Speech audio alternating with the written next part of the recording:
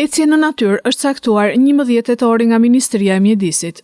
Në këtë kuadër, Administrata e Zonave të Mbrojtura Fier në Parkun Kombëtar Divjak Karavasta ka organizuar një aktivitet në bashkëpunim me Bashkinë Divjak, Drejtorinë Arsimore dhe komunitetin e zonës. Qytetarë, nxënës shkollash dhe banorë të Divjakës kanë eksploruar shtegun e Pelikanit, një prej destinacioneve më atraktive të pyllit me pisha dhe të lagunës. Në këtë aktivitet që organizohet prej disa vitesh, merrte pjesë edhe kreu i Bashkisë Divjak, Josif Gorea. Kjo ditë që organizohet çdo vit shërben përveç të tjerave dhe për organizimin dhe përmirësimin e shërbimeve në Parkun Kombëtar Divjak Karavasta, shprehet drejtori i AZM-s Divjak, Fotion Prençi.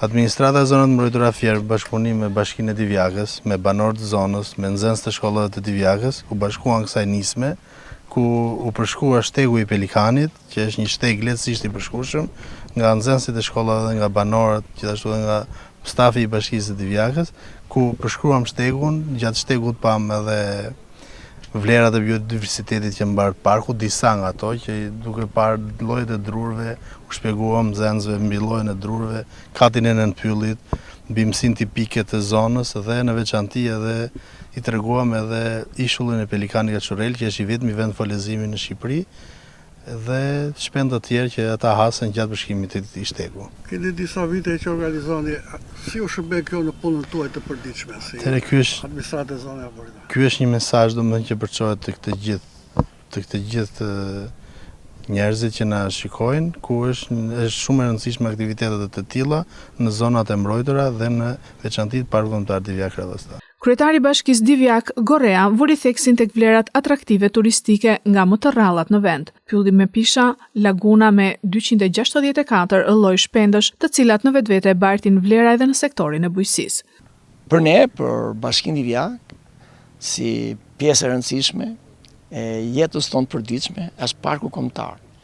Dhe ne po bëjmë pamundurën që s'pari të ndërgjegjësohemi, që kemi një nga gjërat, një perl, kemi një parajs të vogël në brenda vetes tonë.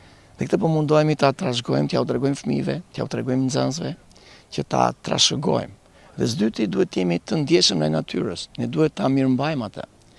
Kjo pyll fantastik, shekullor, e kemi trashëguar jo vetëm nga Zoti, jo vetëm nga natyra, por edhe nga këta njerëz që kanë jetuar këtu për qarkas, të cilët në kohët më të vështira kanë ditur ta mbrojnë atë. Dhe ata e kanë treguar edhe me forcë, por edhe me punë. Pra edhe kundër zjarreve janë marrë nisma të jashtëzakonshme të banorëve për ta mbrojtur, por edhe ndaj keqbërësve. Edhe ndaj tyre në kohët më të vështira, siç ka qenë edhe shtata, banorët vendas u ngritën me armë dorë për ta mbrojtur këtë pasuri të jashtëzakonshme botërore, do ta quaj unë, nuk është vetëm kombëtare. Kështu që kjo është pjesë e tërës, për ta njohur, për ta bërë më të ndjeshme, po gjithsesi për të njohur dhe bimësitë që neve kemi këtu. Kjo është një element tjetër e shkollës tonë përditshme që ne duhet ta edukojmë fëmijët tanë se çfarë kemi këtu. Dhe çfarë janë këto bimë të jashtëzakonshme, të gjithë motë të gjelbra, që ne e kemi këtu, po ta vuam për to. Ne e kemi brenda naturave tona. Thjesht duhet të kujdesemi, të mirëmbajmë më mirë. Qeveria shqiptare 2 vitet e fundit po investon në lagunën e Karavastans për të nxjerrë në pa vlerat e papërsëritshme mjedisore.